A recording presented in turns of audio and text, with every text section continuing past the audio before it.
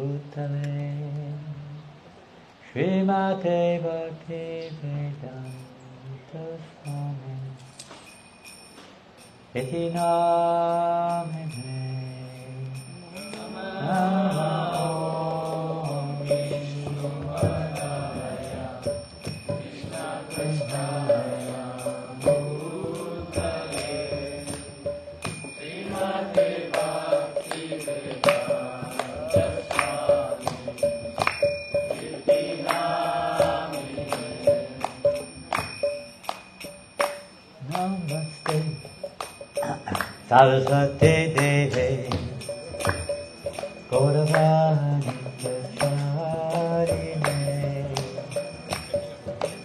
Devasesha Sanyavani Aschachare Satarine Namaste Saraswati Devi Gauravani Prasarine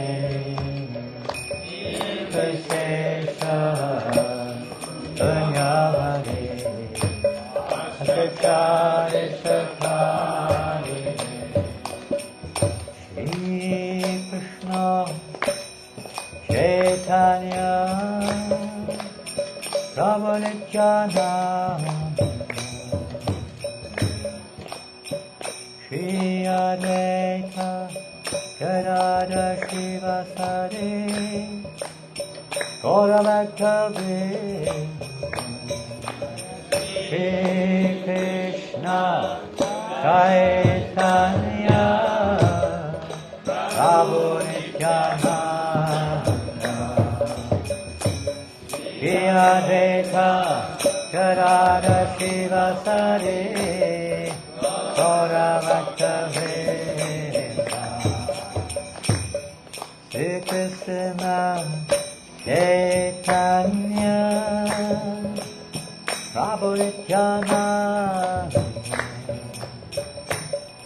Shri Advaita Gadadhara Srivasadi Gauravaktavinda Chaitanya Prabhu Nityananda Shri Advaita Gadadhara Srivasadi Gauravaktavinda Hare Krishna Hare Krishna Krishna Krishna Hare Hare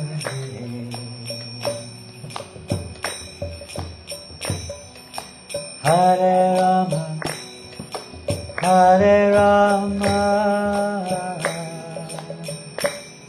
Rama Rama Hare Hare Hare Krishna Hare Krishna Krishna Krishna Hare Hare Rama Hare Rama Rama Rama Hare Hare Hare Krishna Hare Krishna Krishna Krishna Hare Hare Hare Rama Hare Rama Rama Rama Hare Hare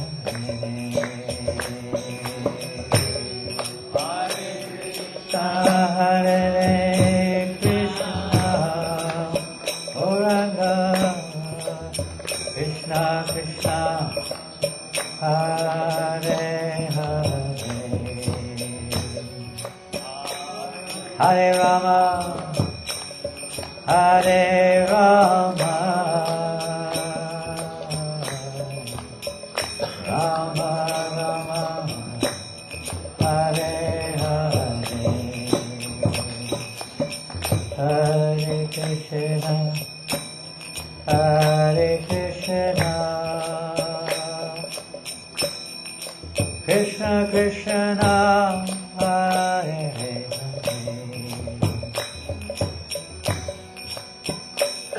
Hare Rama, Hare Rama, Rama Rama, Hare Hare, Hare Krishna, Hare Krishna, Krishna Krishna, Hare Hare, Hare Rama, Hare Rama, Rama Rama, Hare Hare, Hare Krishna, Hare Krishna, Krishna Krishna, Hare Hare, Hare Rama, Hare Rama, Rama Rama, Hare Hare, Bolo Bolo Bolo, Hare Krishna, Krishna Krishna, Hare Hare, Hare Rama, Hare Rama, Rama Rama, Hare Hare, Gauranga, Hare Krishna, Krishna Krishna, Hare Hare, Hare Rama, Hare Rama, Rama Rama, Hare Hare,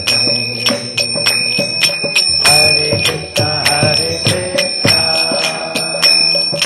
Krishna Krishna, Hare Hare,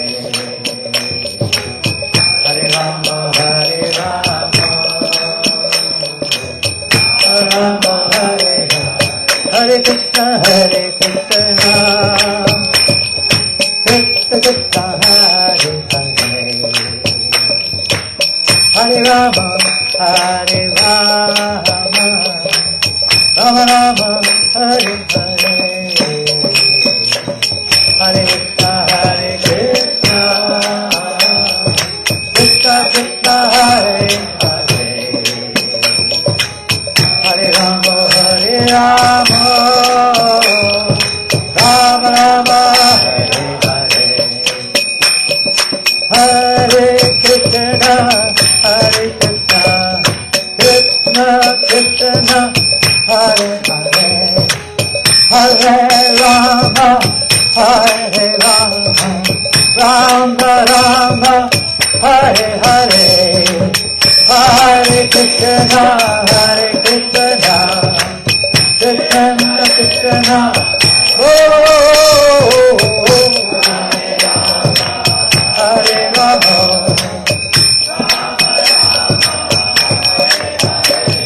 Hare Krishna, Krishna Krishna, Hare Hare, Hare Rama, Rama Rama, Hare Hare, Krishna Hare Hare, Hare Rama, Hare Krishna, Krishna Krishna, Hare Hare, Hare Rama, Rama Rama, Hare Hare,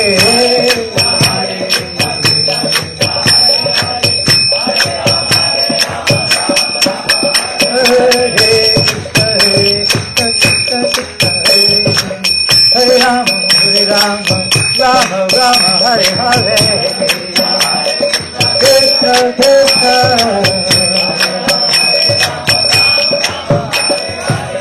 Hare Krishna, Hare Krishna, Krishna Krishna, Hare Hare, Hare Rama, Hare Rama, Rama Rama, Hare Hare. Hare Krishna, Hare Krishna,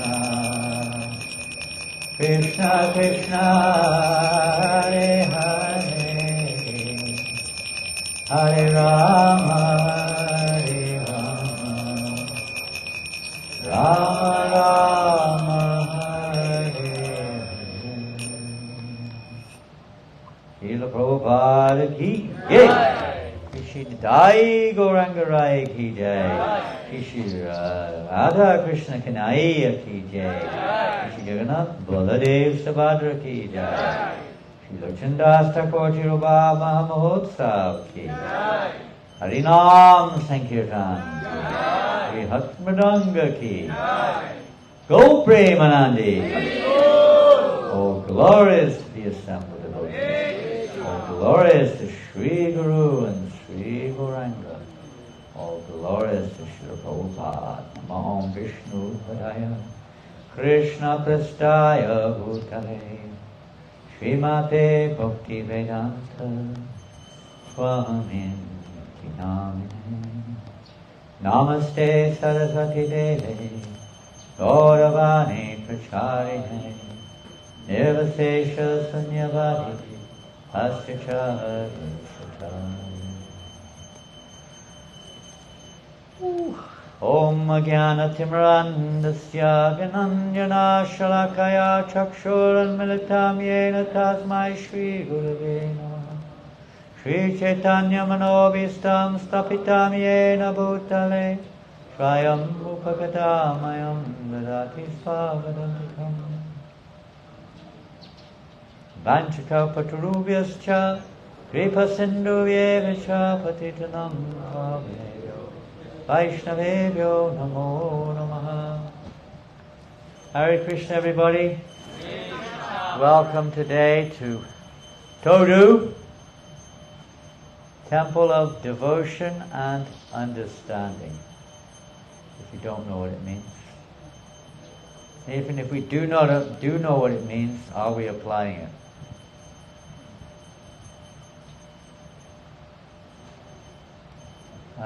Let me see who's here today with us. Kavi Nimai is here. There he is. Kailash Prabhu's here. Where? Is he there? Somewhere. Huh? The boss. He's not the boss. That's the first lesson we have to learn in life. We're not the boss. We're not the master. We're the servant. Today we're gathered today to honor this glorious event. Why is it a glorious event? Some part we could say is easy to understand. Hare Krishna. Is that enough? I'm going to take it again, and again, and again. Is that enough? The more the merrier. We need all the purification and mercy we can get. So why is it glorious today? Well, every day is glorious for one who is serving Krishna is glory. Krishna is glorious, the devotee is glorious, service to Krishna is glorious. And especially glorious today because some wonderful devotees, young physically, some older physically, and are taking a step forward, a glorious step forward in their lives. In the human form of life, perhaps not much in our world today, but in Indian families and other parts of the world, there are certain steps that we take. Some we're conscious of and some we're not. Some are steps taken by others, some are steps taken by us. For instance, you didn't really think about it, as far as I know, when your parents conceived you. The parents made that, perhaps they made a conscious decision, perhaps they didn't. But in tradition, conception is a very holy affair, and it's a very glorious affair to provide or protect a soul who into this human form of life, to give that soul the opportunity to go back to Godhead, not to have to take birth again in this material world.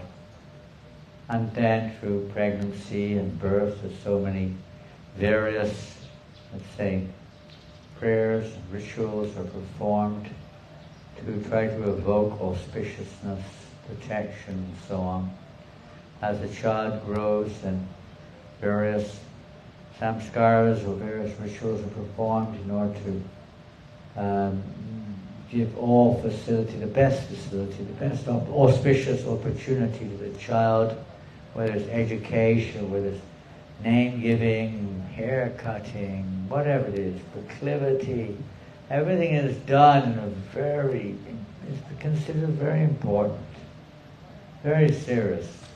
Most of this is to, let's say, help the material welfare of the child, his growth, his development, or their development, we should say, and an onward journey after we leave this body. Throughout life, then maybe, other things, when we start education, and so on. And then, when marriage takes place, of course, it's a very big, I think more or less all over the world, marriage is a big event. It's perhaps about the only remaining samskara in most cultures. If that even that doesn't exist now. They've abolished it almost. Now it's done with contract marriage. Not even a wedding as such, like we normally know it. Just a contract in the office. Under certain conditions, I will stay with this person. Under certain conditions, I'll leave them. A contract. This is what our society is coming to.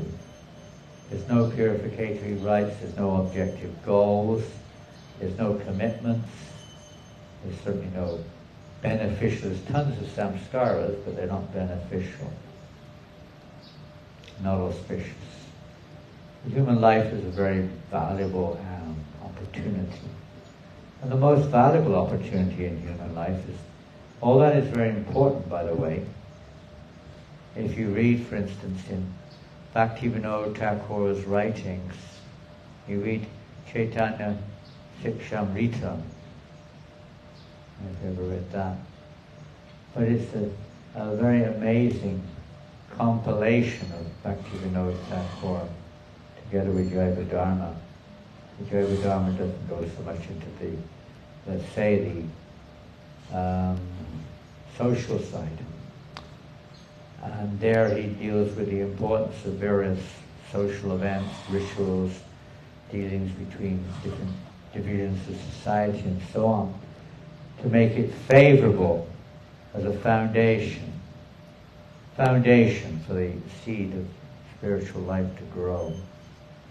Very important also. Just needs to have the spiritual inspiration, guidance, not just remaining on the ground level. You have to have a foundation in order to make a building. You don't live in foundations usually. Not enough to say this is my house and it's just a foundation. But without the foundation, the house will not stand. So similarly, our spiritual life also has to be based on a foundation.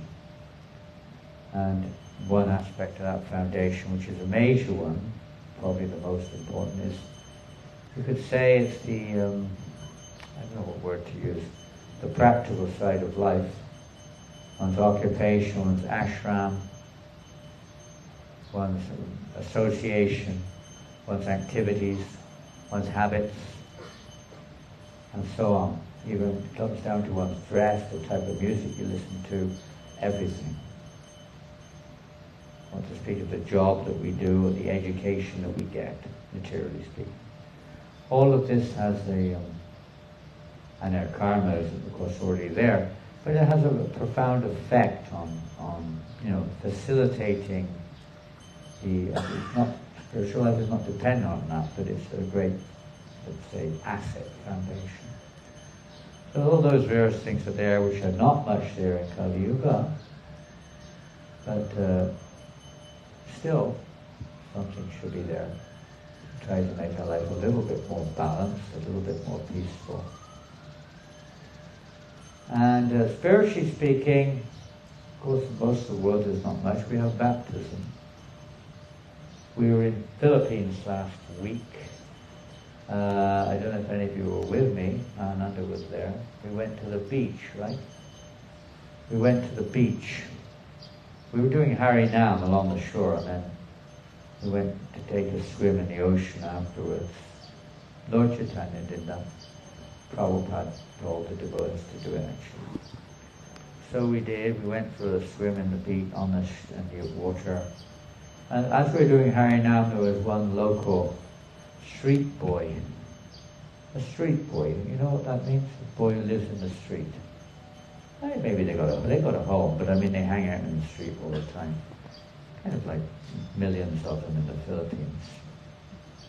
And this kid was like following us, and he really got into it. I mean, he met the devotees before, and he knew that he was singing like anything, and he wouldn't leave us. He was a teenage kid. He was older than the other, maybe 12, 13 or something. And he came in the water with us, and came in the ocean with us. And he said he wanted to become one of us, so we baptized him in the ocean, dunked him under the water. As the brothers and sisters in the Christian path baptize people in the ocean quite regularly. He's now a Hare Krishna. And he said, I want to be a Hare Krishna when I get older. And anyway, it's a nice kid. He was really quite something. It's not quite that. We're not going to dunk you in the water today, baptize you in the water, or whatever else they baptize you in. But it's the same principle, just a little bit more, maybe a little bit more, you could say, developed, a little, whatever, to judge there, but it's a very important aspect of our lives. Most religious people take it a little seriously, I suppose, also, but not so much in many cases. In Krishna consciousness, it's meant to be taken very seriously. It's not a joke to take initiation. Although this is, some people would term this initiation today as not being the official initiation. Because today we're doing what's called Nam Diksha. There's different types of dikshas. There are different types of samskaras. There are also samskaras, impressions on our hearts. It's Nam Diksha, means the name. We're taking initiation into the chanting of the name, the holy names of God. Now this is you could say, happens automatically without any officialdom, even in Lord Chaitanya's time. The official Nam Diksha was introduced, if my memory serves me right, by Bhakti Siddhanta Maharaj, because people, especially more and more now, are becoming very restless. I can see it's easy to become restless. It's easy not to take things seriously. So to help, and it's not a guarantee, but to help, we should take it seriously, but to help us to be serious, the first initiation, so that we become serious about chanting Hare Krishna. It's not just something we do, a bit of fun or something.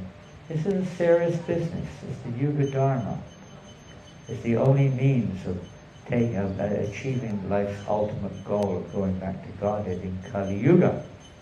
Now there's another diksha in Vedic terminology, in Pancharatrika line, Gaudiya line, and that is the normal one which when we talk of initiation or diksha is referred to. It's the mantra diksha. The mantra diksha is when one receives one's specific mantras according to the line that one is in. Everyone receives the Gayatri, which is commonly known. Everyone receives that, even the Mayavadis, the Gayatri mantras there. Then one may receive other mantras according to one's particular line. Normally people accept that as the official. But our Bhaktisiddhanta, Srila Bhaktisiddhanta Maharaj, and especially our Prabhupada, made it quite clear that this is not exactly the same as a Vedic initiation, which is traditional and is also an important part of culture. But this is Sat Diksha, it's connection to the eternal line of disciplic succession, which exists in Goloka Vrindavan. It's not just something of this world. That line exists there. All of our acharyas in line, they are there in the spiritual world, and they're serving each other in line like they are in the material, seeming material atmosphere. It's there also. So we're taking shelter of that line. It's the eternal line. It's not dependent upon, but it takes advantage of or can utilize other, let's say,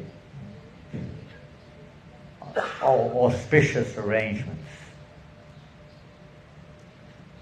So it's a very important thing, this Nam Diksha. We're making that the contract, in one sense. We talked about contract marriage as a compromise, really.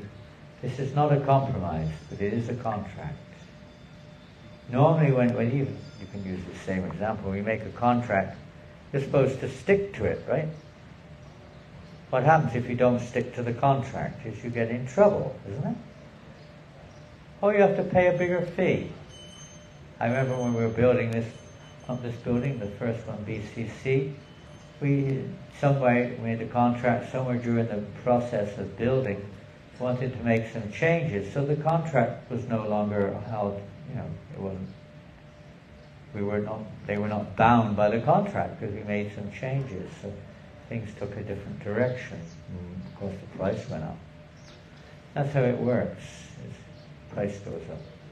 Or you get into trouble, you may even end up in jail if you break the contract. So we don't want to threaten you, exactly, but it is a contract and we should stick to this contract. Krishna knows everything and he's an ocean of compassion. But this isn't just a contract, this is the lifeline. We had this wire hanging down here earlier. Not now, it's been taken out, but there was a wire and probably it wouldn't have worked. But if you grab that wire and climbed up, you could probably get up there. Maybe it was not strong enough, probably. But that's the idea. This is like a rope, it's disciplic succession, like a transcendental rope coming down from Krishna right into this world through the parampara, right to now to us. And we have the opportunity. So as long as we follow, it means we hold on to the rope, we'll get pulled out. It's just like an ordinary situation. If you let go of the rope, what can you do? That's why Prabhupada used the term bloop. You bloop, bloop. When this term comes up, a drop of water falls back into the ocean. It goes bloop, bloop. So that's what happens when we let go. So better not let go. We've held on to Maya for so many decades, millions in this lifetime, billions of lifetimes. We've been embracing Maya, trying to enjoy, trying to succeed with no success. So let us try to make this one lifetime successful. So this is a major step which some of you are taking today. Others are taking shelter, I believe, which is a step before initiation, preparation. In Vedic times that was there. It's usually a 1-year period, usually. And according to Jiva Goswami, and according to Sanatana Goswami in the Hari Bhakti Vilas, we find that the recommendation is there that prior to initiation there are pancha samskaras, or different activities which should be performed to show that one is ready. And the same thing in our movement is a little bit more simplistic, but they're there, 16 rounds, 4 regulated principles, etc. there, and various other things, to prepare us for initiation. So Taking shelter means now we're going to try to cultivate these activities to prepare ourselves for the official connection. It's kind of like an apprenticeship, I guess you could say, something like that. And even it's mentioned 12 months is the normal period. Normal period. Testing our sincerity, and testing whether this is what you want to do from the devotee's point of view. Making sure you feel confident this is what you really want to do with your life. Of course you do other things too, but spiritually you want to take shelter like this. It's a very rare opportunity, but by the grace of Srila Prabhupada, our previous acharyas has been made available to take this step. So I'm going to read one verse, and you might think, wow, what has this got to do with initiation? I'll try to connect it. It's one of my favorite verses. I hope I can find it. Where's it gone? I had it here before. Now it's this. Oh, it's a book. I'm not using it. I'm so used to having things organized. This morning, I didn't have anything organized, I'm afraid, in regards to this. Simply time didn't allow. So this is from the 5th canto, last minute choice, 18th chapter, text number 8. And if you have a mobile phone, you want to follow us, you are welcome. It's a famous verse, and it's a series of verses. This verse is spoken by Prahlad Maharaj. And some of you have heard of Prahlad Maharaj. Laughing over here. There's a reason why he's laughing. Why are you laughing? His name is another name of Prahlad. Right? Yeah. He's very small, like Prahlad Maharaj. He's grown up since he got his name. Especially since he got married. Put on a few kilos, I see that. So there's text number 8. Prahlad Maharaj's prayers. Now, we normally hear the Prahlad Maharaj's prayers in the 7th canto, but this is also only a few. These are the residents of Jambudweep, or the earthly plane, are offering their prayers to the Lord. So Prahlad Maharaj is also residing in this plane, and he's offering his plane called Harivarsh. He's offering his prayer. This is one of the prayers. Om Namo Bhagavate Narasingha Namaste Tejase Avira Virbhava Vajranaka Vajradangsha Karma Shayan Vandaya Tamo Grasa Om Shraha Abhayam Atmani Bhuyishta Om Shraum. Repeat.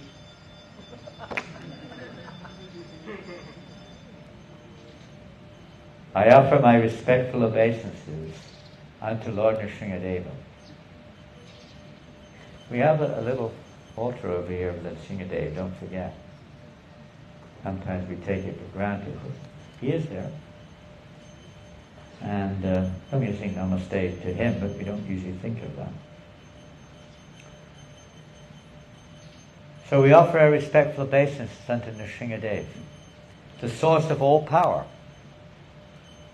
O my Lord, who possesses nails and teeth, just like thunderbolts. You know a thunderbolt? Imagine if someone had teeth like thunderbolts. It's kind of a, what do you call it? You can't really imagine it exactly, but you can imagine how heavy those teeth would be, how sharp and how painful and destructive those teeth could be, and nails also. No lady compares with Lord Nrsingadeva's nails. However long your nails are, ladies, they don't compare. One of their defense systems, nails. Nails and teeth. So Prahlad says, kindly vanquish our demon-like desires. kindly vanquish our demon-like desires. 4. Fruitive activity means material activity in this world. Please appear in our hearts and drive away our ignorance, so that by your mercy we may become fearless in the struggle for existence in this material world. A devotee, as we progress, should become fearless. We might not quite be at that level yet, but that's the result of progress in Krishna consciousness. The more you come in the light, the less you're in the dark. So darkness goes away. Fear is a result of darkness. Fear is a result of ignorance. Fear is a result of identity with the body. Not knowing. The more we know, the more we're off the bodily platform, the more we're in knowledge, the less there'll be fear. Whether it's death or any other cause of fear. So Prahlad Maharaj is rendering this prayer, because the purport goes in the right way, but I'm using today's subject matter slightly differently, so I'm not going to go into the purport. Another one. They never end.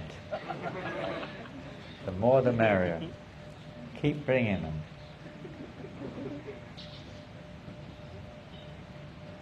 Many important things related today. I'll try to see. Okay, the essential characteristic of initiation, besides being a commitment to one's vows and taking shelter in the discipline's succession, is that to evoke or further evoke the change of heart.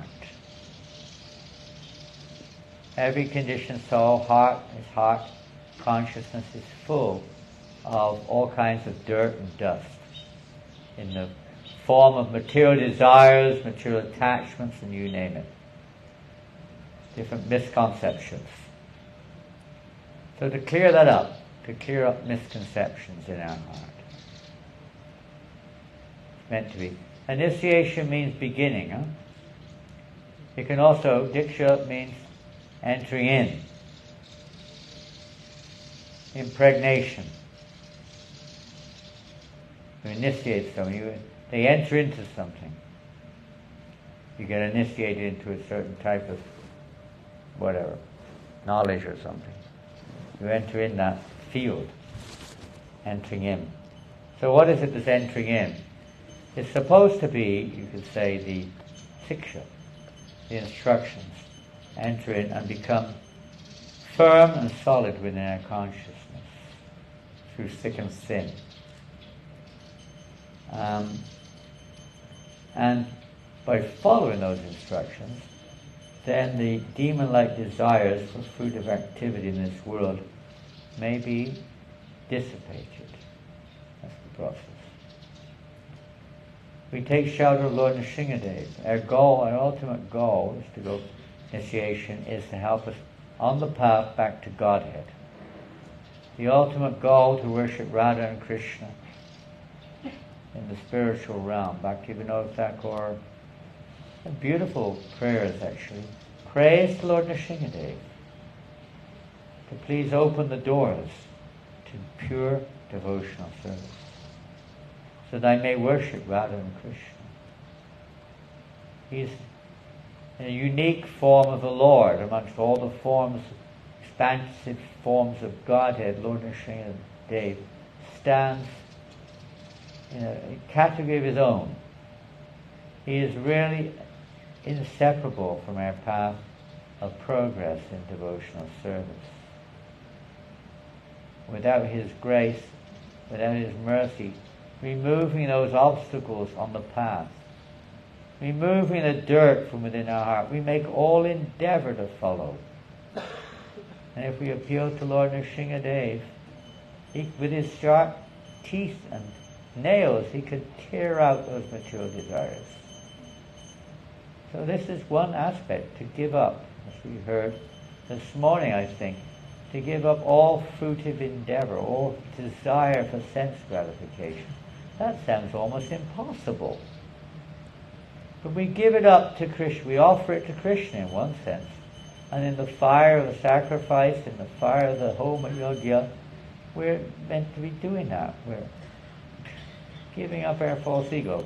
Sounds easier than it is to do. But that's the principle.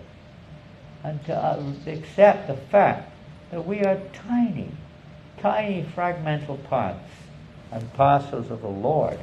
What have we got to be proud about? Any more than anyone else, anyway. We're all the same, tiny fragmental parts and parcels of the Lord. We're not. This body has nothing to do with the soul. It's superfluous. Anartho pashamam sakshat bhakti yoga dokshajay.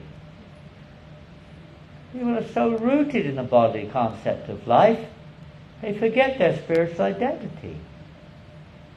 Initiation means we should start to live our lives based on the spiritual identity, not the physical one or the karmic one, which has nothing. It's superfluous to the soul. Superfluous. The process also means to realize our spiritual identity, not just, we're not the body, not just to get freed from fruitive attachments, but to realize our identity, that we're spirit soul, and how to do that we act on that platform. Therefore we follow the Siksha, which is based on the platform which will help to lead us to realize who we actually are. Another one. Oh, they're putting the fire. They're putting out the fire now. The first one was the fire. Now they're putting the fire out. Oh, I feel relieved now. It was burning. I was burning. Actually, that's what I thought. When I first saw an Arti ceremony, nobody explained anything, and they still never explain anything. And nobody watching, unless you know, has a clue what's going on. Someone comes around with these fires, and they throw water at you, and they stick a flower up your nose, and they wave things at you, they blow conches in your ears, and all sorts of things. Nobody has a clue what's going on. Even the pujaris don't know what's going on. They're just doing it. It's the thing to do. It's nice. Krishna likes it. That's the bottom line, right? He does. That's the bottom line. But it's, otherwise I don't know. I actually thought when I first went to the temple, they came around with a flame. I was looking at the altar. I didn't know what I was doing. It was like, I didn't know what, I thought he was trying to burn me. I didn't know what it was. I thought it was symbolic, they're you're burning, and then they're putting the fire out with water, and I don't know what was going on. Then they're drying you up with a piece of cloth, freshening you up with a flower, and, cooling you down with a fan. It's all kinds of things. Well, it is to a certain extent. Anyway, let's not go there anymore. Back to where we were, huh? Where were we before they put the fire? I was getting fired up there. You put the fire out at night. What were we talking about? I'm in the mood of making you laugh, if nothing else. What were we talking about? Huh? What was it? Come on. Anyone listening? No, before that, come on. What are we talking about? Come on. Huh? Diwali? No. Pardon? Is she as nails? Well, thank you. Part and parcel. What have we got to be proud about? Just see. It's a fact, if we have this knowledge. So initiation, these things are to be, it's not just, I'm initiated, we have a duty. We have a duty. If we want to go back to Godhead, if we really want to help people. Now I'm going to go on to the next verse, because these two verses are so intimately connected. They're inseparable almost. So the first verse is looking at our own heart, cleaning our own hearts out. It's easy to, point at others, but we really got to look at our own hearts. And how much we're really, ourselves, are free of false ego. How much we're free of, attachments to material objects. How much we're free of the desire for name, fame, and prestige. How much we're judging people according to our own perception. how we would like them to do, or we think they should do. The next verse talks of, this is when this is achieved, at least to a certain extent, you get what will happen is there'll be an awakening, a genuine awakening, as Bhaktivinoda Thakur sings, Kavi Hari Bolo. There will be a genuine awakening of compassion for all living entities. Now that's not easy. It's easy to say, but it goes to the absolute extreme. It doesn't stop with one's own party, one's own group. It doesn't stop with humanity. It has no end. Compassion has no limit. No limit. It's a transcendental quality, which is essential quality. Radharani, Srimati Radharani is the compassionate expansion of Krishna. She's not just a consort. She's not just the expansion of Krishna, who gives pleasure to Krishna. That's a part of the compassion. But she is compassion personified. She cannot bear the fact that Krishna's parts and parcels are separated, because they're meant to be bringing pleasure to Krishna. A pure devotee of the Lord, and we're obviously not on that platform, but a pure devotee of the Lord is crying in pain to see the suffering of other living entities. You read Prabhupada's poem, what is it called, Viraha Ashtaka? One of them, I can't remember. I think it's Viraha Ashtaka. How he talks how his Guru Maharaj is crying in agony to see the suffering of other living entities. Crying in agony. We can't even see it, because we're one of those living entities in agony. We don't even know what agony is. We think agony is normal. We don't realize what's going on. People are fighting. In the world today, there are wars going on as always. I don't know, I'm not up to date with the news with the recent events, but I guess the wars are still going on. Fighting with each other over God knows what. Killing. There's so much, you could say, all due to ignorance. Now this brings out unlimited compassion from a devotee. Not just to go and patch up the arms and legs and feed them some water and food. That will go on, and that should go on. But that's not the real compassion of a devotee. To see that the living entities are in ignorance. Whether they're humans, animals, rich, poor, right or wrong in the material sense of the term. That they're in ignorance, and they're causing their own suffering because they want to remain in ignorance. And even if they're given the chance to get out of it, they don't want to get out of it. They're so fallen, so unfortunate. The devotees never give up, try to bring fortune, good fortune. They have no enemy. It's hard sometimes not to discriminate. Friends and enemies, rights and wrongs. The devotee doesn't see like that. We may, but the pure devotee doesn't. He sees everyone as an object of compassion.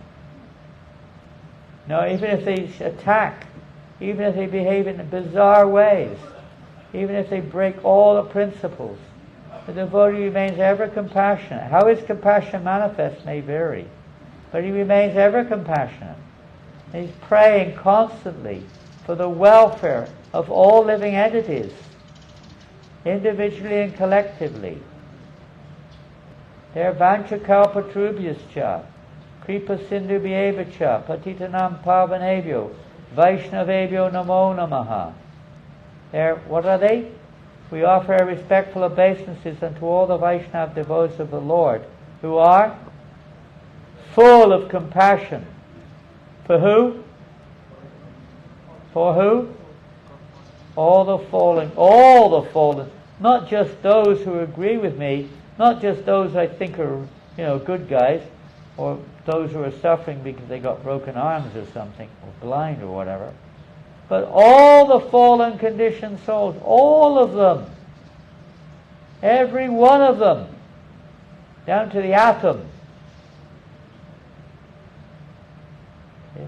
Sometimes we get angry because of what people do, and we get all worked up. But the pure devotee doesn't. He just sees it completely differently. We're trying to follow. We can't imitate, but we're trying to follow in that footsteps to develop this mood. But until our hearts are purified, cleansed, how can that develop? Because we're still seeing through impure vision. We're still seeing through separatist mentality. We have our own concepts, discriminatory concepts. We're under the modes of nature. We're misusing Shastric injunctions. We're compromising, you name it. But just read the next verse. Svasyastu vishvasya kalapasidatam jayantu bhutani shivam mitodiyam manascha badram vajatadar hokshaje aveshatam no matirapyo hoituki. So Prahlad Maharaj carries on. May there be good fortune throughout the universe. How can you really wish good fortune if you don't have good fortune? You can't give it. We have to allow good fortune to enter our hearts. Not this mundane so-called fortune, which is not really good. Even mundane goodness is of no value unless it transforms into pure spiritual goodness. So he's praying, may there be good fortune throughout the whole universe. And may all envious persons be pacified. Powerful prayer. Whoever they are. Enviousness is just having any feeling of negativity towards any other living entity whatsoever, including our own self. Who doesn't have that? This element of envy in everything.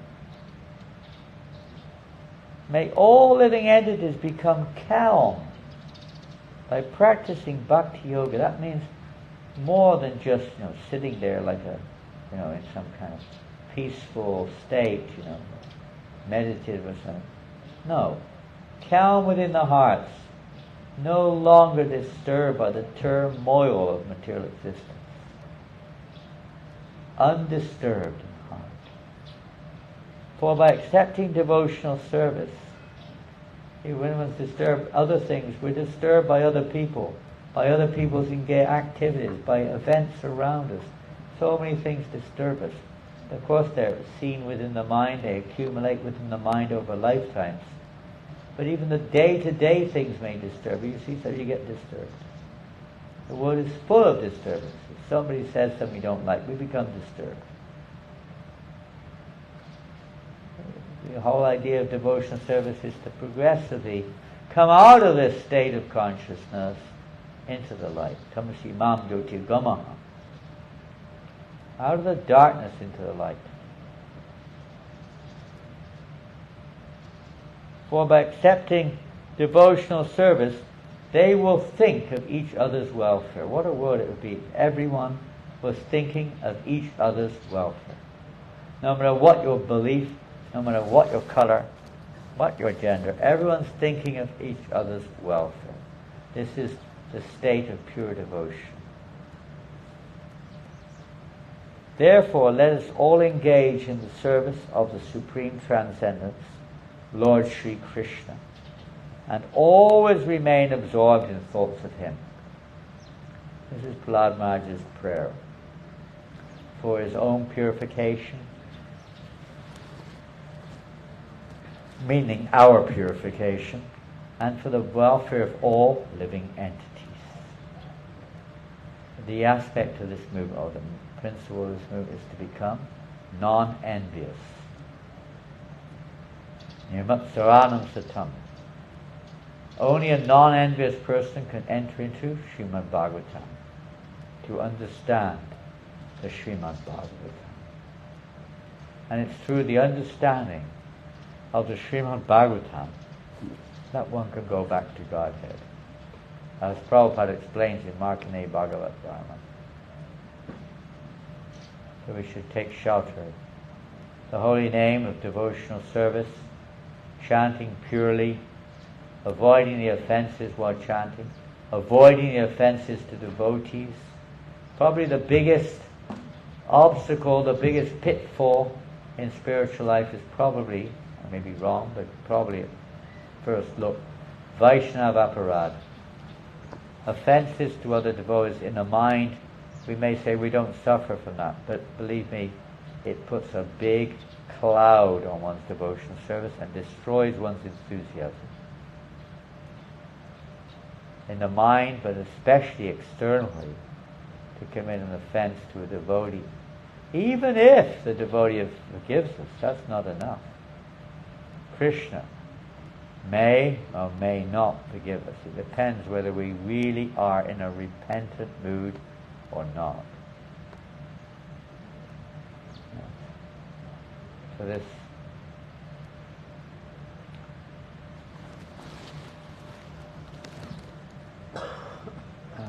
mood of a devotee, non-envious mood, change of heart. What a wonderful society it would be. This mood of compassion automatically includes many other qualities. We'll discuss those later tomorrow, some of them, in relationship to this, but this cultivation of genuine spirituality, not just face makeup. Okay. Cosmetic devotees. Look like a devotee, but inside is still that demon-like desires within, or false egotistical perceptions within, where we get so affected by what people say and do, either amongst devotees or outside of our association. It means we're not connecting with Krishna. Devotional service means connected to Krishna. By the grace of the pure devotees, even though we're not connected to Krishna, they engage us in acts which they connect to Krishna. This way we have a chance of purification. As soon as you let go of that, we're off the hook. We're in Maya. As long as we're on the hook,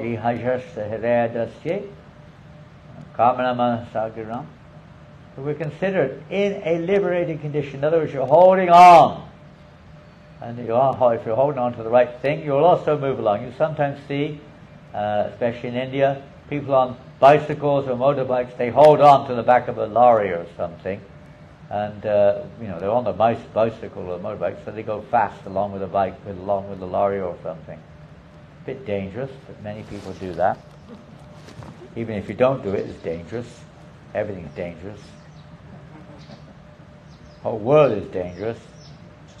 Believe it or not, everything's dangerous in this world, because everything binds us in this world. And, everyone dies anyway, so you can't avoid that one. But, you see people, so you hold on, spiritual.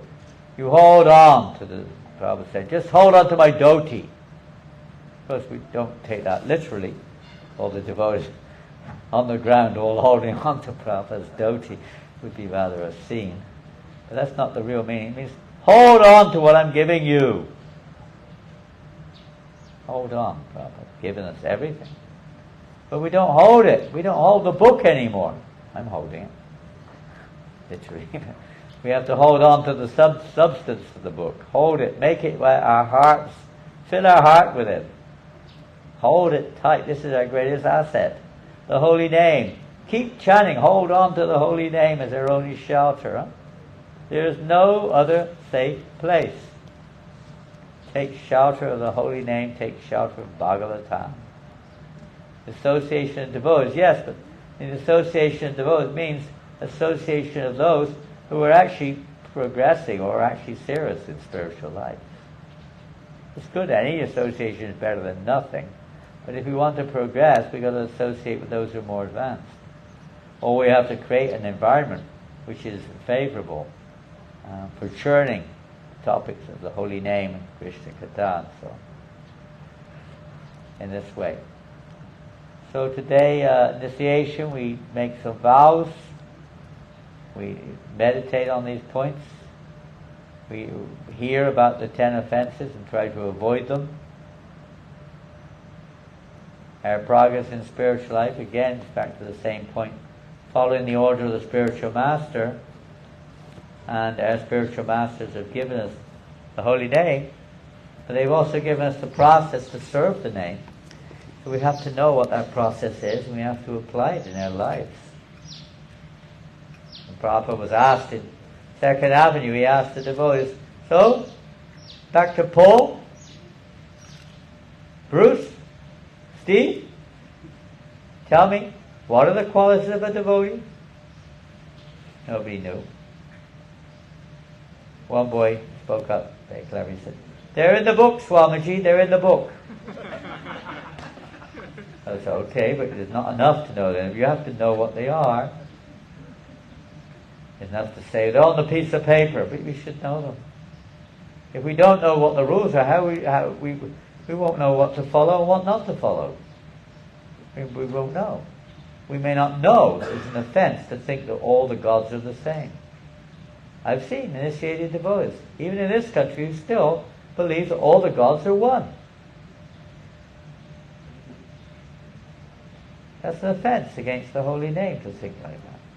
They are indeed great, and they are great representatives of the Lord, but they're not God.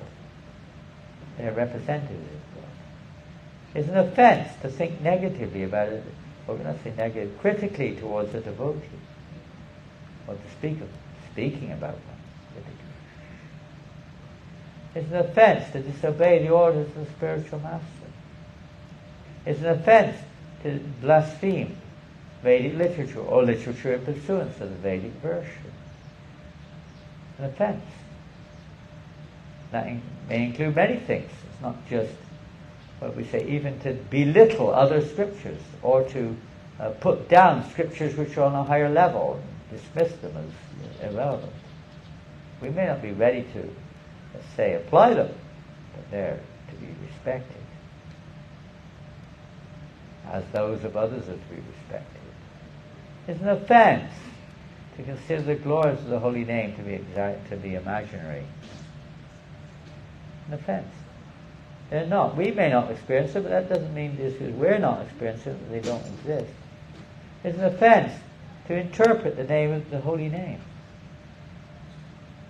according to one's own ideas. Some people do that. It's an offense to commit sinful activities on the strength of chanting. At least we know that it's wrong, so if we commit sinful activities and think we can chant and get relief from it, that becomes an offense. We're using the holy name for selfish purposes. We're not serving the name. We have to learn how to serve the name. It's an offense to think that the chanting of Hare Krishna is just like any other ritualistic mantra. It's not. This mantra is Taraka Brahma mantra. Many mantras are Taraka Brahma mantra. Taraka Brahma mantra means that which liberates. Paraka, that which delivers the highest truth.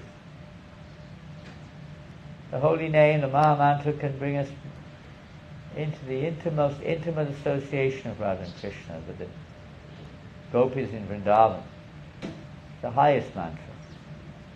The highest perfection, you could say, can be achieved through chanting the Maha Mantra. We have to avoid the offenses. This is not an ordinary mantra. It's directly come from Golokara Premadana Harinam Sankirtan. It's come from Goloka Vrindavan into this world to bring us back to the spiritual world. Not an ordinary mantra. Take shelter of this mantra as our only life, only shelter, our only protection, our life and soul. Chant with all your hearts. It's an offense to preach to the faithless. Prabhupada gave different definitions of that one. We certainly preach, but we don't preach the meaning of the holy name or something intimate to persons who are not ready. And that's what Prabhupada said. That we don't give initiation to those who are not ready or not qualified. He said that's the meaning of that statement.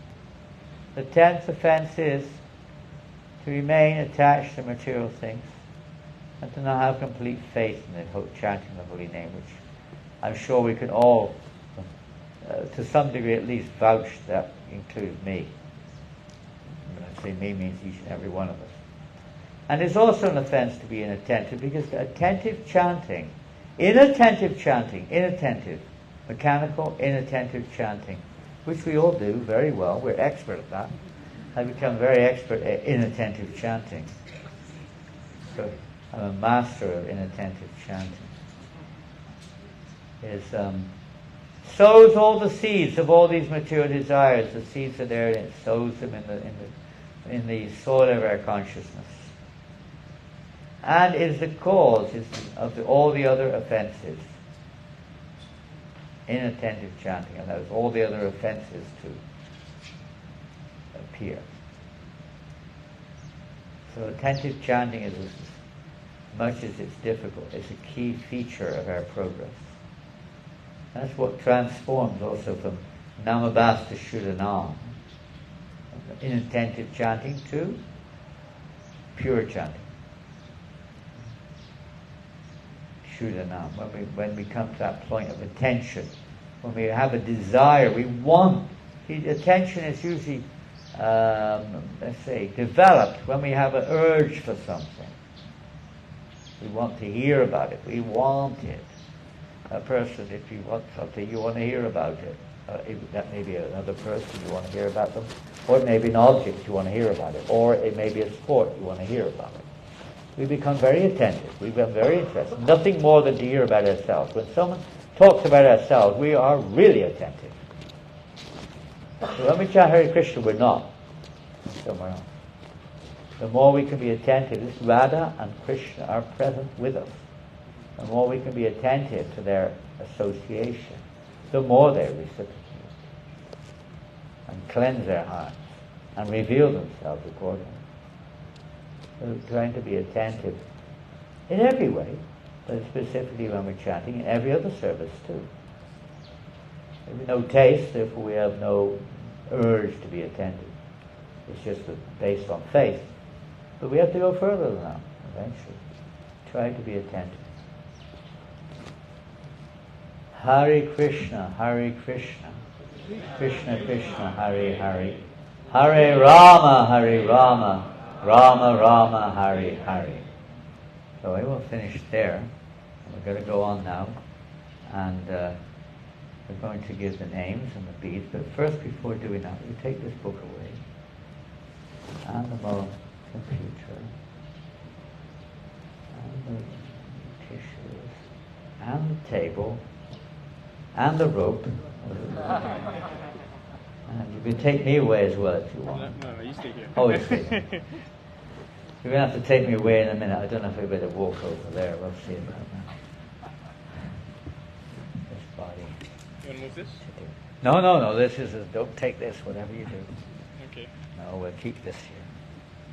So we're going to ask now, are the candidates still here? Yes. Yeah. So they have now to do Achaman. Stay where you are. Is the Achaman cups are available, Nishinga? Cups are. Nishinga's gone home. Hi. This is going on too long. Anyone else want to do the yajna? No, nothing to do with that. Forget that. It's not on What cup is this? Achaman cups. Oh, Achaman. Achaman. Maybe I said it wrong. Is that right? Achaman cup? Achaman cup. Achaman cup. No, it's not Achaman. Achaman.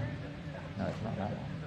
Achaman. So you have to do proper Achaman, not like this. Every one of the candidates has to do Achaman. You know how to do Achaman? We take you through it. Okay. But you know what? Don't do anything. 4 cups, please. 4 cups. I've got one here. Where's my cup? There it is. I need it though. I'm thirsty. I'm dying of thirst. 4 for each of them. Yes. Each of them has to have a cup. So now we're going to do purificatory rites. This is supposed to have been done at 9 o'clock. You're supposed to do it between 9 and 10. We're doing between 11 and 12, we're really late. Better late than never. So you know how to do it or not? There are different ways of doing it. Okay, I'll try to remember. Okay, so first of all, you take the spoon in your right hand. Okay? This is only those who are taking initiation right now, okay? Stand back. There's only 4. I think there are only 4. There's only 4. Only 4. So, and then you put 3 drops on the left hand, okay? Ting, ting, ting. 2, 3. Now, hold the spoon in your left hand. Transfer the spoon from your right hand to your left hand. Okay, you got it. Expert. Now, you take water in the spoon, holding it with your left hand, and you put 3 drops of water in your right hand. 1, 2, 3. Okay? Then, looking at the water, you pour it, like from here, into your mouth. You go, Om Keshavaya Namaha. Sip it. Sip. And then do the same, and then put 3 drops of water in your right hand. 1, 2, 3, and you flip it behind. Flip it behind on the person behind you. Good. Perfect. Okay. Now you take another 3 drops of water in your right hand, and then you do the same thing. You look at the water. Om Keshavaya. Om Narayana Namaha. And you sip it. Okay. And again, 3 drops of water and throw it behind you. Okay, and do the same. This is not too difficult, is it? Don't put it on your head. No, over your shoulder. You can do it like that. And let's put it down the side. If you do it over your back, it'll go on your back of your chest. You can't do it to the side. 3 drops again, you done it? Om, and look again. Om Madhavaya Namaha. Sip it up. And then repeat after me. Yeah, 3 more drops and flip it behind. Now, don't touch your feet now, okay? Behind. Don't touch your nose. Don't touch your legs. Don't touch the floor. Don't touch your ears. Don't touch your body. Don't touch anything, okay? No, we have to do it all over again. Just don't touch anything, all right? Don't move, okay? Good idea. Now, repeat after me. Om Apavitra Pavitrova Sarvavastam Skutopiva Yakshmaret Pundarikaksham Sarvaya Gyantarap Shuchihi Shri Vishnu Shri Vishnu Shri Vishnu. And that means whether we're pure or impure, whether we're clean or unclean, one who remembers the lotus-eyed Lord becomes pure within and without. So remember that. Remember Krishna. Now, we want 1, 2, 3, 4. 3 men and 1 lady. Is that right? Is that? Yes. Correct me if I'm wrong. I'm getting old. So 1 lady, Harini. Have you got someone to change your neck beads? Okay. Ashwini. And now, you have to take the old neck beads off and put new ones on. Change from old to new, as Prabhupada said. The same thing, presenting the ancient knowledge in new dress. So this is new beads. You can keep the old beads, but don't touch them, otherwise you have to do asana. That's okay, you can touch the beads. Now put the beads on. Neck beads, I hope they're fit, I hope. They're not too tight, are they, Anil? Is that the old ones or the new ones? Okay. So take those off, and they can be kept, but the new ones have to go on. Have we got new beads? Hare Krishna, Krishna Krishna, Hare Hare, Hare Rama, Rama Rama. You need to give me my computer now, I'm afraid. Yeah, my memory's down. Some or other we're hanging in there. Okay, I'll leave that page open, but I'm gonna put it into close, but it's open at the same time. I'll close that page, and we hope the page I was on is still there. Here it is. Don't look. You behind there. Have to stand back there. No looking. Break the ice. Come on, stand back. No looking. Okay. So we were a little busy this morning, and I was planning to finalize the name choosing during the little break we had, but it didn't really manifest as much as I hoped it would for various reasons. So you have to bear with me. It's going to be whatever Krishna inspires me within my heart, to some extent. Not entirely, but to some, what it is, but I mean at this point in time. So we're going to call upon the candidates once they're ready. Has everyone got their neck piece on? Madhava's not got his. You haven't changed neck piece yet? They have to be tighter than that. 3 rounds. 3 rounds, yeah, that's only 2, isn't it? The neck piece will be too tight if it's 3 rounds. Really? You sure? Yeah, the neck is.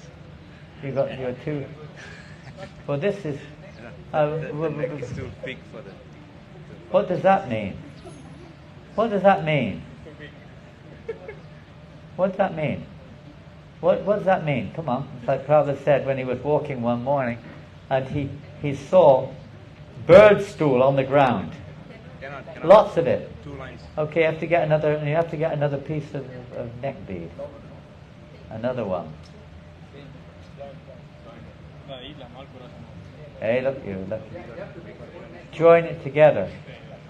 Join them together. And Prabhupada saw this bird stool on the ground. And he said to the devotees, it's like in a pile, he said, what does this mean? What does this mean? What would you say? If you know the answer, don't say anything. If you don't know the answer, speculate if you want. But what do you think you'd say if Prabhupada asked you that? What, a bunch of birds stool on the floor, on the street, or on the path, rather. What would you say? What does it mean? Huh? What's that?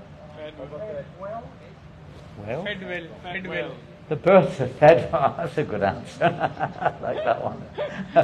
You actually got the answer, but I was thinking of the birds. I wasn't thinking of Neela Madhava Prabhu.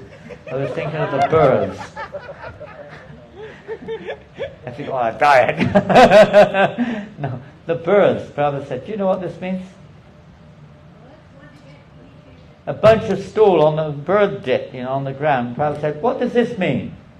You might say, well, the cleaners haven't cleaned it up. Well, it means perhaps a lot of birds came along and pooed on the ground. Prabhupada said, no, it means even the birds are attached to their home. They don't want to leave. They're attached. Yeah, they sit on the same spot all night and poo on the ground. They're attached. We're all attached. What to do eventually, we have to give it up. Anyway, whatever. Okay, we'll move on. And I need to move. We'll start with, is it ladies first? What do you think? Where's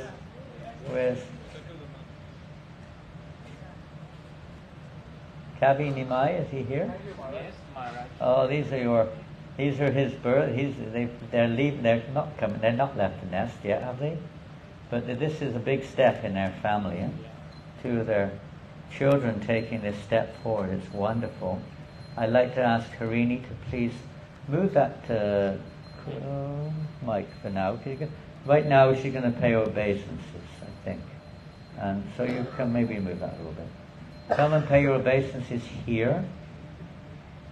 You have to face head that way. So you don't have your head that way.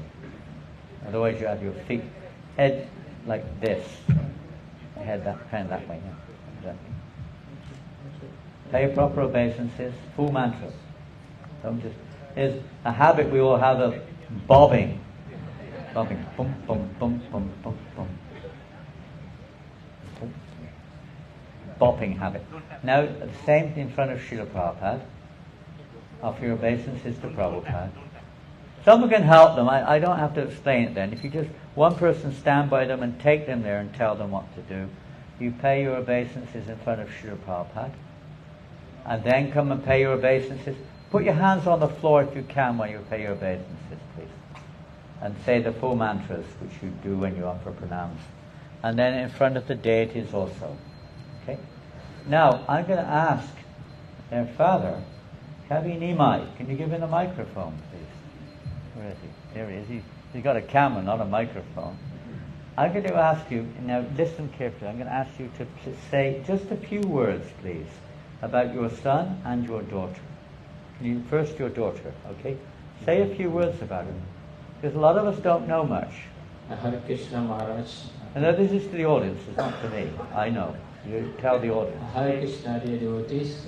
Please accept my humble obeisances. All glories to Guru and Gauranga. Okay, today Harini will be accepting this Harinam Diksha. Tell a little bit about her personality, not about the event. So she's going to be 21 years old, and she's currently attached in doing teachers training college today, and she's taking off today. And she's been, since birth, she's been in the family of Krishna consciousness. Actually, I became Krishna consciousness because of their birth, because I make a vow to become full vegetarian. Then they were being conceived by my beloved wife, and I did not know where to get the vegetarian food at the time. And at last, I got engaged from the ISKCON Botanical Garden catering service. So for the almost 10 months plus, I was taking this vegetarian food, which I do not know it is actually prasadam. So actually that transformed me to become a devotee actually later with the Bhakti Visha program which they offered, since I'm going always to get the food from the botanical garden. So in this way, since their birth, we have transformed my and my wife in full Krishna consciousness. And so I'm very fortunate because of them. I have another daughter, Harshini. She is in Terengganu, but she's not able. She's actually has taken shelter from His Holiness Jayapataka Swami Maharaj. Okay, so and Harini and Harshini is actually a twin girls, my twin daughters, and she's they're twins. Twin, yeah, really? Twins, yeah. Okay, so she's been all the while in a devotee family, so I don't have much trouble in their sadhanas and all that because they've been following in Krishna conscious family. And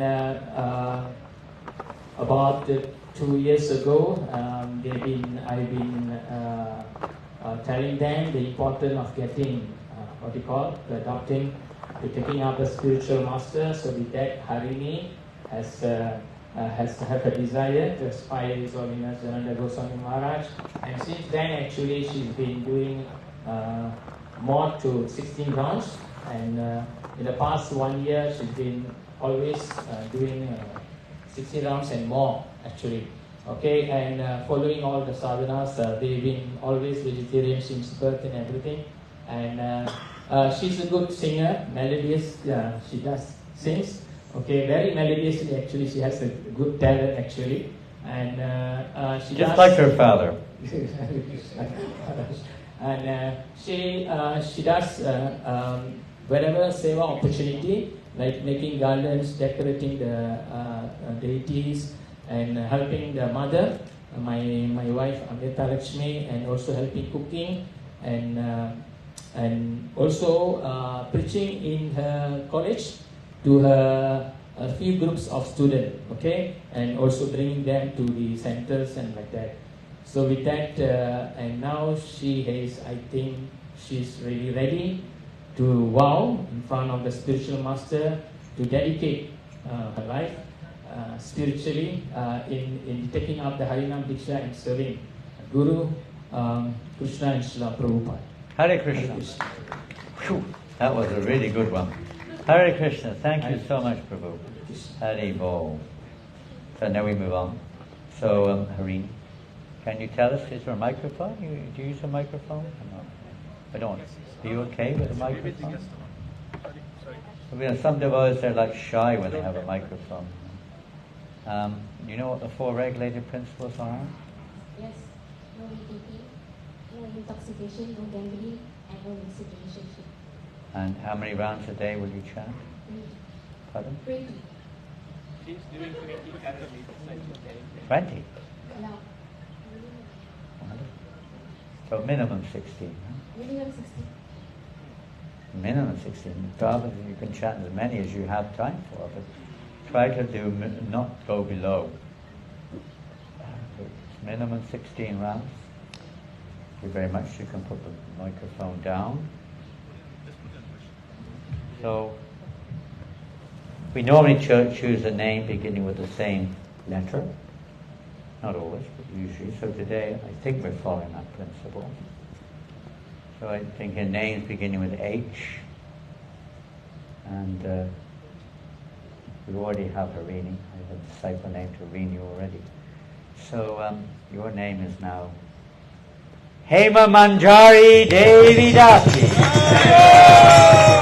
Hare Krishna. Hema Manjari, Hare Krishna.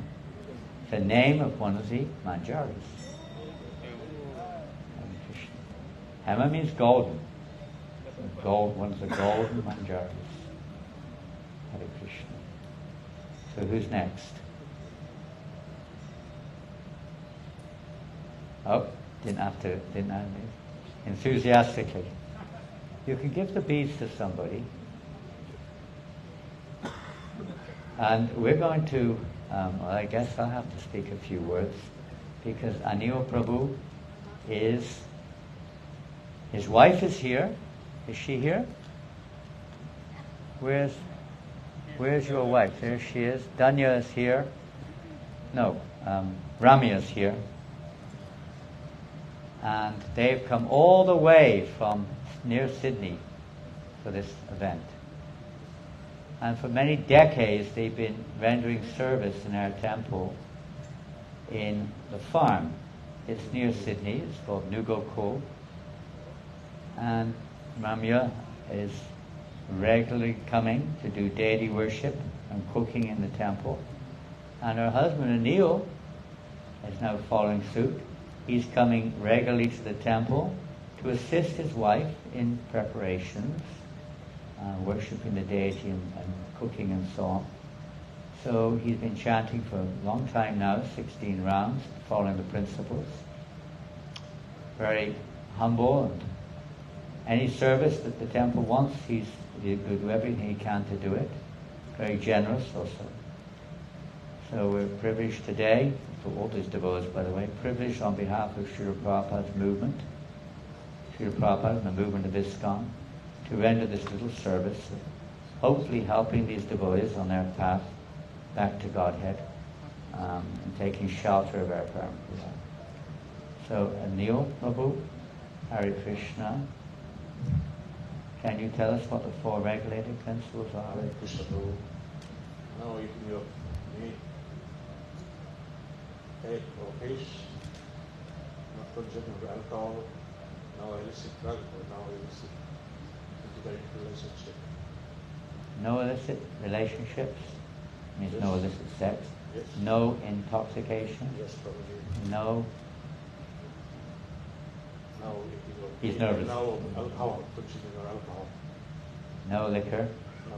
No intoxicants. No meat. And no. One more. No gambling. No gambling. Very good. And how many rounds a day? I do 16, but when I spare time I do more than 16. Good. Wonderful. So your wife has a very simple name, Ramya, and we also thought of a very simple name for you too. Name Prabhupada gave to one of his disciples, God brother, known very well to me, very sweet devotee, also similar qualities yourself. Your name is Aniha Das. Haribol. Not much of a change from Anil to Aniha. Hare Krishna. Haribol.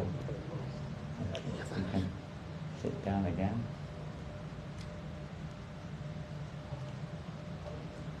So now, Kavi, come here.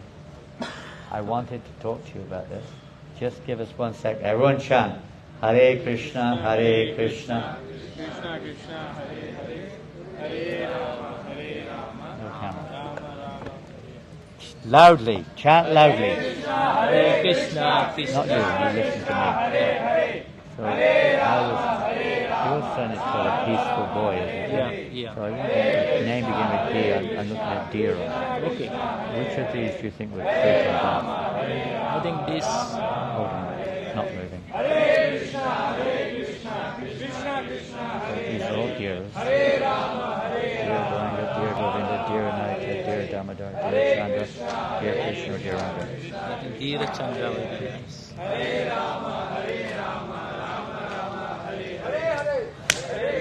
Stop this chanting! Stop this chanting! Who's pinched my dunda? Who pinched my dunda? I know who pinched my dunda. I know who pinched. Someone took it. Someone took my dunda. I don't know where it is right now. But I think it's down south somewhere. I know. They told me who took it. It wasn't the Sringa Maharaj either, by the way. He doesn't do things like that. Hare Krishna. All done? Whoop. Quickly refer to my...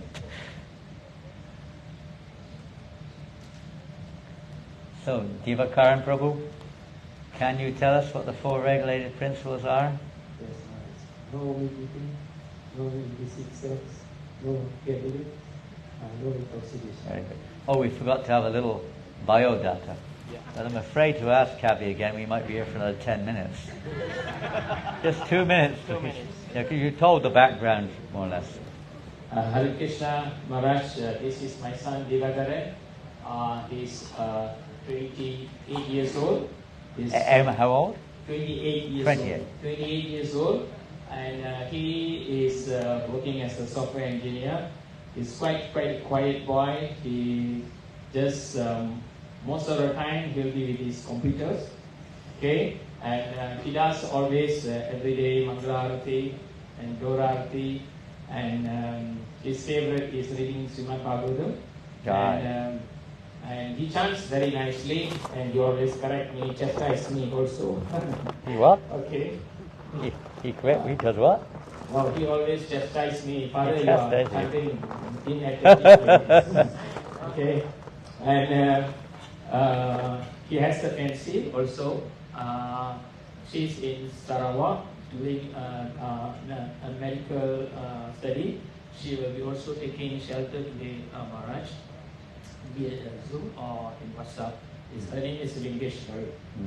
Okay, and he does a lot of service, and any service that he will be doing.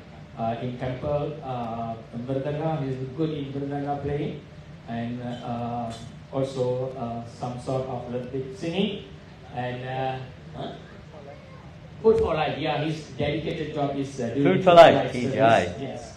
Wonderful. Yes. Yeah. And in services, in all festivals, he does a lot of decorations and so many things. Making sure you don't miss anything. He's correcting you again. Yeah. Don't miss a beat. Your daughter saved you, and your son's now correcting you. Good team here. Thank you, Maharaj. Thank you. And how many rounds a day? 16. Minimum 16 rounds. Well, I've heard from others your generally speaking, your son's quite a peaceful boy. Is that correct? Yeah. I think so. So, we chose a name beginning with D. You can put the microphone down. So your name is a name which refers to very sober, peaceful. Your name is Dira Chandra Prabhu, or Das.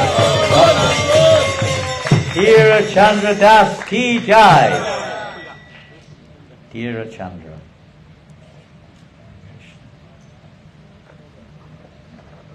Very sober. Very sober, just like the moon. Well, it's another name of Lord Chaitanya when he's in a sober mood. And Madhava Prabhu, I think everyone in this area knows Madhava very well. Neela Madhava Prabhu. His father is here? Okay. Yeah, say a few words. You carry on with your obeisances. You can say something about it. Hare Krishna, yo, Maharaj. I think like Maharaj says, many of you know. But I just like to share some You can wrap the beads around your neck if you want to do 2 or 3 times. Just to see how Mira Mother is, so as all of you know, Prema Mataji gave birth to 4 sons. Where is she now? She's there, right? Where is that wonderful mother? Where is she? Haribo! Haribo! Yay! All of her children are devotees. That's wonderful. Carry on. No, okay, anyway, Madhava, when he was about 4 or 5 years old, I went to a clinic below my house, and I had a friend there. So before I go to the clinic, he take off his shoe. I said, not necessarily take off the shoe, just in the house. So he wear his shoe, 4 or 5 years old, not very short. And then I was talking to my friend, and suddenly he take a stool and go to my friend and ask my friend to sit down. So Take to what? Huh? A what? Stool, place to sit down, stool. Stool. Yeah. So that is Different type of how stool. he is when he was 4 years old. And when he grew up, after his schooling, he applied for a job in immigration. And he went for an interview, and then that time was the MAS MH380 or 308 disappeared. Right, the immigration asked him a question. So how do you think that this airplane disappeared? And he just it's the fault of the immigration. They said never check properly.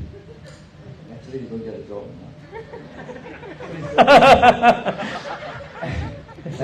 Goodbye, I like this biodata. It's all about. And one time I came to a clinic, he was sick, young, in schooling. So, there was a problem, but the doctor asked him, do you jog? He says, no. Do you exercise? No. Do you play football? No. I said, why? He said, because I'm lazy. Lazy? Yeah, he said to the doctor, because I'm lazy. And the doctor was surprised. Wow, I never met someone who just tell me that. And he just said, I'm lazy. I also call it back. Anyway, this is how Madhava is, and we have a lot of jobs, and now we have a lot of things. I don't know actually what he's doing. And now I know he's doing. Well, he's doing beats. does anyone else want to give a biodata? But Jan Maharaj has been very kind to our family. He was there when we were a baby until now. So, as a father,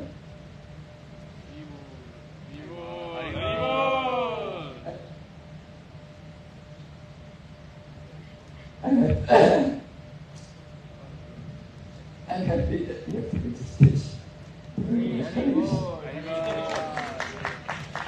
Jai, Srila Prabhupada ki jai. There's a lot more that could be said about everybody, of course. Every devotee, every person has qualities, wonderful qualities. All devotees have wonderful qualities. We just have to cultivate them more and more. I mean, I think Madhava's, as you said, he has this, it sounds like what you said, a kind of an honest streak there. He says what the heart is what he is. He is what he is. And he doesn't hide. Do you? Hope not.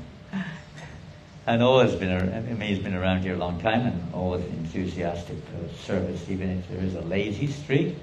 When he gets out of the lazy streak, he gets into it. Likes drama too. There's still a lot of drama. Organizing different things. Kirtan, drama, this, that, cooking, so many things. Okay, so what are the 4 regulated principles?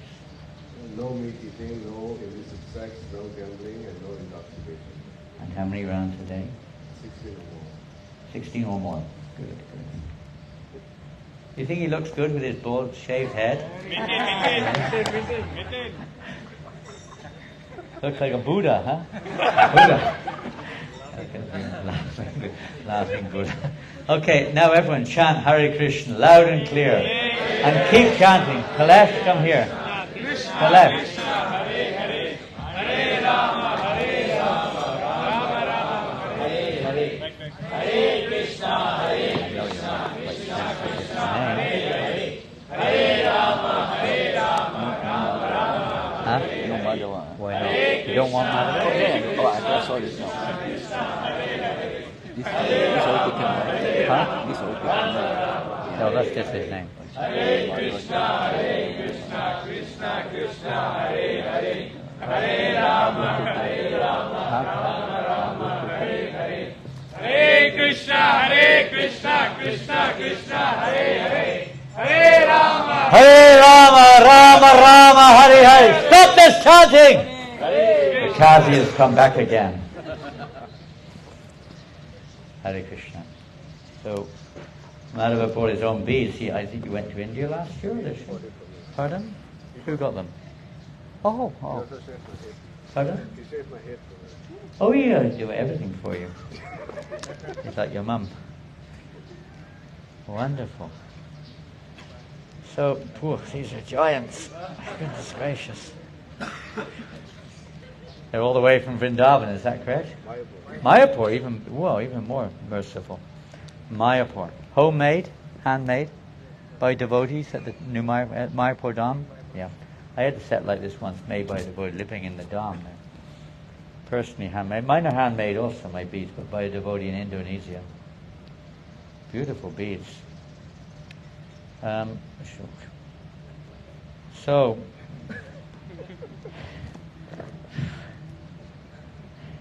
everyone know, that's not your name. Still got the piece of card on the back there. So don't take any notice of that. Because oftentimes you put a bit of card on with the new name and the old name. This has got the old name on there. Shall we remove it? Well, it's okay. He can do that, I'm sure. So today, usually Srila Prabhupada, when a devotee, especially from an Indian background or a family background of devotees, and we already had a Krishna conscious name, in many cases, Prabhupada would keep the same name. In this case, we can't keep the same name because there's another devotee sometimes staying here with the same name anyway. Plus, we want to change the name slightly. So today, we're giving Nilamadhava Prabhu a name, and your name is Madhava Kirtan Das. Jai Prabhupada. Madhava Kirtan Das ki Jai. Hare Krishna. Thank you all very much, and please give your blessings to all these devotees, wonderful young devotees who have taken the step forward, and also senior citizen and Aniha Prabhu. Put them, and yeah, it's too late now. It's a good thing not to put the beads even on cushions. I know it doesn't matter. Respect them as nicely as you can. Hare Krishna. Thank you very much. And we thank the parents of these devotees.